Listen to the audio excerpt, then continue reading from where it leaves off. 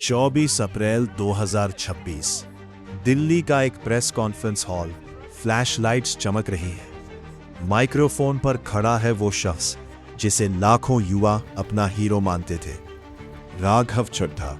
उनके चेहरे पर मुस्कान, लेकिन आंखों में वो चमक जो कुछ गहरा छुपाए हुए है। उनके साथ खड़े हैं 6 और आपके राज्यसभा सांसद, कुल 7। आपके 10 में से 7।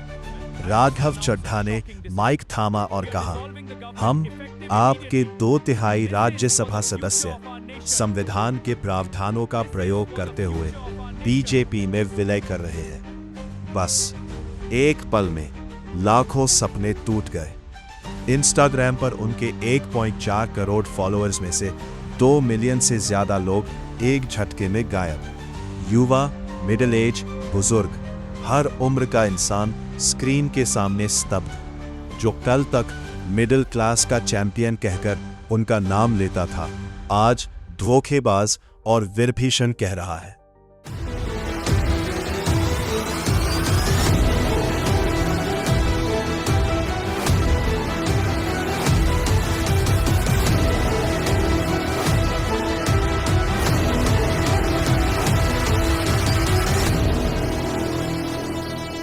तो ये कोई साधारण राजनीतिक घटना नहीं थी। ये था एक ऐसा जादू जो संविधान के एक छोटे से छेद से निकला। एक ऐसा खेल जिसमें पीआर, महत्वाकांक्षा और कानूनी चालबाजी का मिश्रण था। लेकिन ये कहानी यहीं से शुरू नहीं होती। ये शुरू होती है एक साधारण चार्टर्ड अकाउंटेंट से, जो आम आदमी पार्टी की नींव रखने वालों में शामिल था। आज हम आपको वो पूरी कहानी बताएंगे। वो शॉकिंग राज, वो इमोशनल ट्विस्ट, वो मिस्ट्री जो आपको अंत तक आंधे रखेगी। क्योंकि जब आप जान लेंगे कि राघव चड्ढा ने हमें कैसे फुसलाया, तो शायद आपकी राजनीति देखने की नजर ही बदल जाए। तो तैयार हो जाइए, क्योंकि ये कहानी सिर्फ एक नेता की नहीं, ये है लाखों विश्वासघात की, सिस्टम की चालों की और उस जादू की जो टूट गया।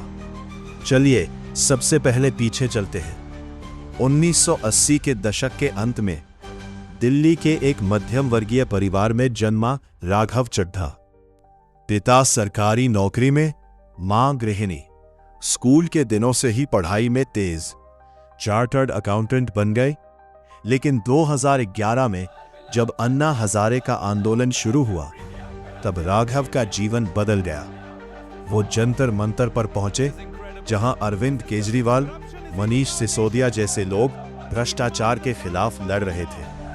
राघव ने देखा, ये कोई साधारण आंदोलन नहीं, ये क्रांति है। 2012 में एएपी की स्थापना हुई। राघव पहले दिन से साथ थे। कोई बड़ा नेता नहीं, लेकिन पार्टी की रणनीति बनाने वाले, डेटा एनालिसिस करने वाले युवा चेहरे। 2015 के दिल्ली विधानसभा चुनाव में एएपी की भारी जीत में उनका बड़ा रोल था। फिर 2020 में एमएलए बने, 2022 में पंजाब से राज्यसभा सांसद। मात्र 33 साल की उम्र में सबसे युवा राज्यसभा सदस्यों में शुमार। लेकिन असली जादू तो शुरू हुआ 2022-23 के बाद, जब राघव चड्ढा ने संसद और सोशल मीडिया को अपना हथियार बनाया। याद है आपको वो वायरल वीडियो? एयरपोर्ट कैंटीन में समोसा 80 रुपए, चाय 50 रुपए। राघव चड्ढा ने संसद में खड़े होकर पूछा, क्या ये मिडिल क्लास का अपमान नहीं है? वीडियो वायरल, करोड़ों व्यूज। फिर फ्रूट जूस का झांसा। बोतल पर 100% जूस लिखा, लेकिन अंदर 90% चीनी का घोल। राघव ने लेबलिंग के नियमों पर सवाल उठाया। डेटा कॉस्ट, गिग वर्कर्स के अधिकार, जीएसटी की जटिलताएं, हर मुद्दा ऐसा जो हर घर में छूता था। युवा कहते, ये नेता अलग है, इंग्लिश हिंदी मिक्स, स्मार्ट, पढ़ा लिखा। मिडिल एज वाले कहते, अंत में कोई तो हमारी बात रख रहा है। बुजुर्ग कहते, ये केजरीवाल का सच्चा सिपाही है। इंस्टाग्राम पर फॉलोअर्स 1.4 करोड़ पार। हर पोस्ट पर लाखों लाइक्स। शादी हुई 2023 में, अभिनेत्री परिणीति चोपड़ा से उदयपुर में धूमधाम। अब तो स्टार पावर भी जुड़ गई। लेकिन दोस्तों, क्या ये सब संयोग था या एक प्लान्ड पीआर स्ट्रेटजी? राघव बड़े बड़े मुद्दों से दूर रहते। पंजाब का जीएसटी नुकसान, केंद्र से फंड रोके जाना, दिल्ली के लेफ्टिनेंट गवर्नर से टकराव, वो मुद्दे चुनते जो वायरल हों लेकिन बीजेपी को ज्यादा न चुभे। एपी के अंदर से ही कुछ साथी चुपके चुपके कहने लगे, राघव सॉफ्ट पीआर कर रहा है, समोसे की बात करो लेकिन मोदी जी पर सवाल मत करो। 2026 की शुरुआत में एपी ने एक्शन लिया। राघव को राज्यसभा में डिप्टी लीडर पद से हटा दिया गया। आरोप, सरकार की आलोचना कम कर रहे हो, सिर्फ वायरल क्लिप्स बना रहे हो। राघव चुप रहे। फिर अचानक अप्रैल 2026 में वो लंदन चले गए, आंख की सर्जरी का बहाना। लेकिन अंदर ही अंदर कुछ और चल रहा था। अब आता है वो सबसे बड़ा ट्विस्ट, वो जादू जिसने सबको हैरान कर दिया। 10 आप राज्यसभा एमपीज थे। राघव ने 6 और एमपीज संदीप पाठक, अशोक मित्तल, स्वाति मालीवाल, हरभजन सिंह, विक्रमजीत सिंह साहनी और राजेंद्र गुप्ता को साथ लिया। कुल 7, यानी 2/3 से ज्यादा। 24 अप्रैल को प्रेस कॉन्फ्रेंस में राघव ने ऐलान किया, हम आपसे अलग नहीं हो रहे, हम संविधान के 10वें अनुसूची के प्रावधान का इस्तेमाल कर रहे हैं। 2/3 सदस्यों के विलय से ये मर्जर है, ना कि डिफेक्शन। हम बीजेपी में शामिल हो रहे हैं। Today we unite under the lotus.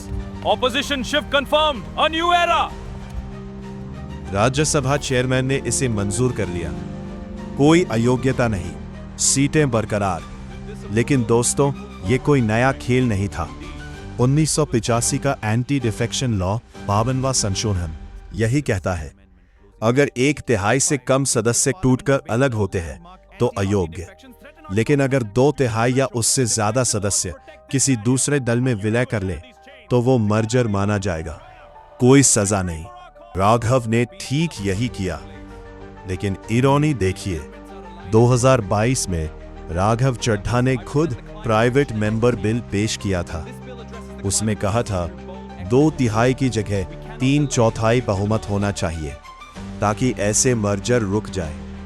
वो बिल पास नहीं हुआ और आज वही राघव उसी पुराने कानून का फायदा उठाकर बीजेपी में चले गए। आपने चीख पुकार मचाई। संजय सिंह ने कहा, यह असंवैधानिक है, हम चेयरमैन के पास याचिका देंगे। पंजाब सीएम भगवंत मान ने कहा, यह पंजाब के जनादेश से गद्दारी है। केजरीवाल खामोश रहे, लेकिन पार्टी में भूकंप आ गया। राघव ने जवाब दिया, हमने डर से नहीं, निराशा, विरक्ति और घृणा से छोड़ा। आप अब वो पार्टी नहीं रही जो 2012 में थी। टॉक्सिक वर्क एनवायरनमेंट, बोलने नहीं देते, काम नहीं करने देते। उन्होंने कहा, एक व्यक्ति गलत हो सकता है, 2, 3, लेकिन 7 लोग गलत नहीं हो सकते। बीजेपी ने स्वागत किया। नितिन गडकरी और अमित शाह ने मुलाकात की। कहा गया, राघव अब यूनियन मिनिस्टर भी बन सकते हैं। लेकिन असली धमाका तो सोशल मीडिया पर हुआ। उनके पुराने वीडियो निकले जहां वो बीजेपी की आलोचना कर रहे थे। फॉलोअर्स गिरे, ट्रोलिंग शुरू। ट्विटर, विभीषण, पीआर का राजा। कुछ युवा फैंस रोए, हमने सोचा था ये सच्चा नेता है। दोस्तों, ये सिर्फ एक डिफेक्शन नहीं था, ये था एक बड़े प्लान का हिस्सा। राघव ने सालों से अपना ब्रांड बनाया, रिलेटेबल, ईमानदार, युवा लीडर। मिडिल क्लास के छोटे छोटे मुद्दों पर बोलकर विश्वास जीता। लेकिन जब पार्टी में तकरार हुई तो वो तैयार थे। कानूनी छेद पता था, साथ ही एमपीज को साथ लिया और एक झटके में साइड चेंज। क्या ये राजनीति का हिस्सा है? हाँ, लेकिन जब आप लाखों युवाओं को तुम अलग हो कहकर मोहित कर लो, फिर उन्हें धोखा दो, तो वो जादू नहीं, धोखा है। अब सवाल यह है, क्या एएपी टूट जाएगी? क्या राघव बीजेपी में नई ऊंचाइयां छुएंगे? या ये सिर्फ शुरुआत है? और आने वाले लोकसभा चुनाव 2026 में और बड़े खेल देखने को मिलेंगे। दोस्तों, राजनीति में विश्वास सबसे बड़ा पूंजी है। राघव चड्ढा ने वो पूंजी बनाई और फिर इस्तेमाल की। लेकिन हम आम नागरिक क्या सीखते हैं?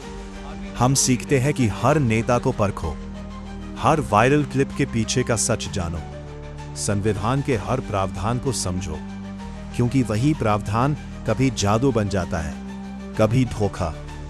राघव चड्ढा की कहानी यही खत्म नहीं होती, ये चलती रहेगी। लेकिन आज आपने वो राज जान लिया जो लाखों को अंधेरे में रखा गया था।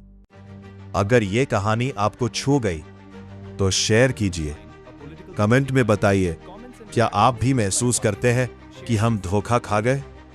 क्योंकि सच्चाई हमेशा जीतती है।